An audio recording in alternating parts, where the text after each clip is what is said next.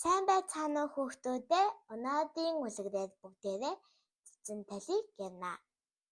Цэцэн тал. Цэцээхэн гүнж үзэгсэн зүсээ толдох тулчих дуртай. Харин ордны алай салбитай түүнтэй үргэлж тоглож наадна. Салбитай өсөж, харайж, нугарж, тонгож айлайна. Бас гартаа ганган цэцгээний гурвуулж нэг алга болгоно. Түн шиг хэрхэн эд шидтэй болоо талаар цэцээхэн гүнж салбитайг тунчих байцаадаг ажээ. Харин салбитай түүнд нэг өдөр маш гоёмсог барилгалтай шидэт тол бэлгэлэв. Гүн шидэт толтой болсондоо маш ихээр баярлах ажээ. Энэ талд би хүслээ хэлэх үү? Хэмээн шидэт толиндоо үзэгсэн төрхөө тэр толинд эргэлтэн дуулж тойрон бүжинэ. Тол харин шидтэй болонгууд би чамд хэлнэ гэж салбитай сануулав. Ингээд гүнж салбитай хоёр уралдаж тоглов гин. Салбитай хар ичээрээ гүйсэж гүнжээс төрүүлчихв. Цэцээхэн гүнж ихэд дуусаж салбитай төрүүлчлээ хэмээн хөмсгөө зангид нь дайдгаараа урваан зогсоно. Салбитай бушуухан шидэт толыг барьж ирээд түүний сарайг харуулав гин.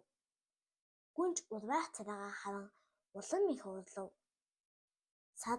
Салбитай шоолон хөөе хараач гүнж биш гүнж болчихож хэмээн мар инээн. Гүнж уурандаа багтаж ядаад бүр сүүлдээ хур шаарандаа уйлж гарлаа. Салбитай талийг дахин өмнө нь бариад хараач манай гүнж биш манай мангас болчихож гэж улам чангаар инээн. Талинд харагдах ууртай ад зайж сэгсийсэн мангас мэд дүрээ хараад гүнжин өөрийн ирэхгүй инээчв. Салбитай улам хөнхөрж толийг дахин түүнүү харуулад дахиад гардаа манай мангас солиочж уйлаад бас инээгээд байна хэмээн наг инээв.